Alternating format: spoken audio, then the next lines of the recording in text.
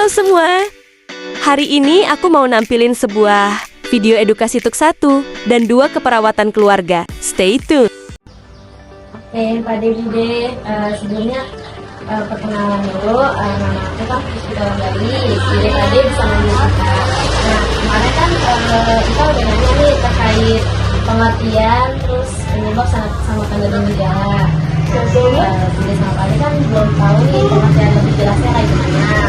Jadi nanti kita baru jelasin untuk pengertian dari stroke sama yang kemarin sudah dibahas. Oke, kita mulai ya Pak Bude.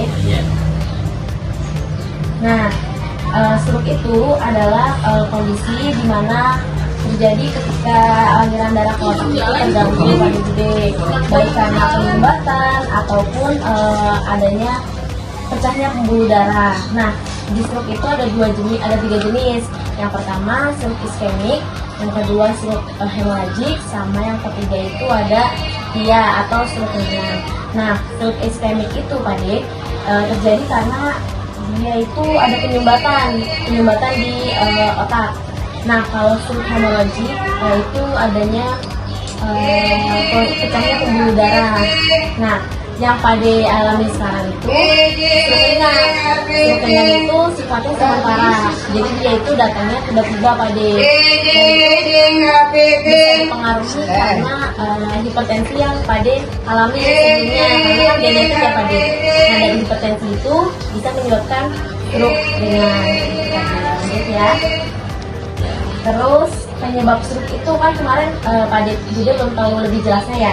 Jadi penyebabnya itu pertama karena adanya stroke iskemik. Nah, stroke iskemik itu terjadinya adanya akibat penyumbatan pembuluh darah oleh gumpalan darah atau penumpukan plak. Nah, ini tuh bisa menghambat aliran darah ke otak. Terus yang kedua yang tadi ada stroke hemoragik. Nah, stroke hemoragik itu karena terjadinya pecahnya pembuluh darah Pade. Nah, pembuluh darah ini terjadi karena adanya tekanan darah tinggi atau aneurisma, karena kan Pade ada hipertensi juga kan. Nah, jadinya itu yang bisa menyebabkan stroke. Lalu yang ketiga itu ada transient ischemic attack atau TIA. Nah, mudahnya itu adalah mini stroke, jadi stroke ringan. Nah, stroke ringan ini terjadi kurang lebih 5 menit.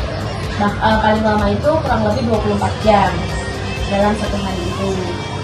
Lalu tanda dan gejalanya juga sama yang kemarin udah disebutin Pade juga, itu yang kakinya kebas, terus tangannya kesemutan dan lain sebagainya. Nah, tanda dan gejalanya itu yang pertama kemarin itu harus kita kasih gambar, kasih kejelasan gitu. Jadi misalkan ada atau karena segera ke RS. Nah, S-nya itu senyum tidak simetris. Senyum tidak simetris itu kayak misalkan mulutnya Pade itu miring sebelah gitu. Terus yang G-nya itu gerak separuh anggota tubuh melemah tiba-tiba. Kemarin kan Pade bilang bagian sebelah kiri ya, tangan kiri, kaki kiri kan. Nah, itu salah satunya. Terus ra-nya itu bicara pelo atau tidak jelas. Jadi bicara pelo itu bicara Padenya itu tuh agak sulit bicara gitu. Terus dia itu gak jelas juga ngomongnya awal-awal tanda dan gejalanya. Terus yang E-nya ini kebas atau kesemutan pada seluruh tubuh. Nah, karena kemarin Pade rasanya setengah doang, jadinya itu udah termasuk tanda-tanda dan gejala dari stroke-nya. Terus yang R-nya itu ada rabun atau pandangan kabur secara tiba-tiba gitu tadi. Terus yang S-nya ada sakit kepala yang hebat, muncul mendadak. Nah, muncul mendadak ini kan karena disebabkan pembuluh darahnya ini terhambat, jadinya merasa pusing gitu. Lanjut. Nah, komplikasinya itu yang pertama bisa menyebabkan kelumpuhan atau kehilangan kontrol otot.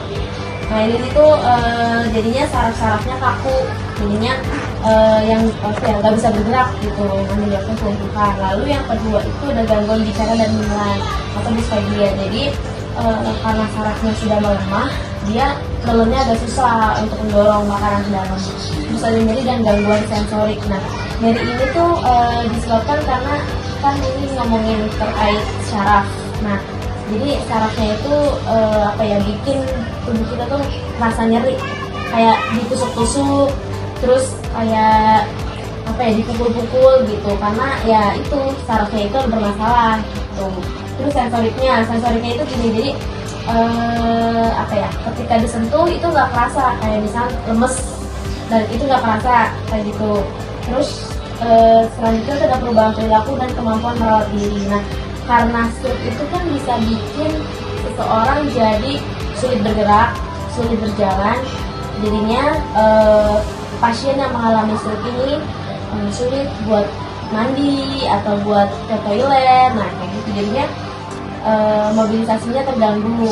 Lalu ada masalah emosional ini kayak misalkan Pade jadi gelisah, terus Pade jadi bingung harus ngapain karena nggak bisa bergerak, karena merasa stroke itu ada muncul gitu ya Pade di sebelah kiri. Terus yang terakhir itu ada masalah kognitif dan memori. Nah, masalah kognitif ini tuh bikin pasien stroke ini tuh apa ya, kesulitan untuk berpikir Pade. Jadi terlambat, jadi agak menghambat pemikiran Pade, karena kan seperti itu kan menyerang otak tuh. Jadi itu yang bikin apa ya, sulit berpikir gitu. Oke, sudah selesai. Sebelumnya Pak Ade juga ada yang mau ditanya nggak buat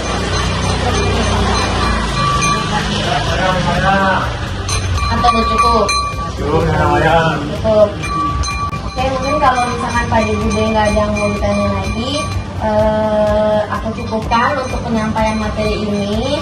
Mungkin itu aja, kalau lebihnya mohon maaf. Terima kasih Pak Bude. Gimana Bu? Hujannya deras banget Bu. Pada naruh dulu ya Bu. Menurut agama kepercayaan masing-masing agar di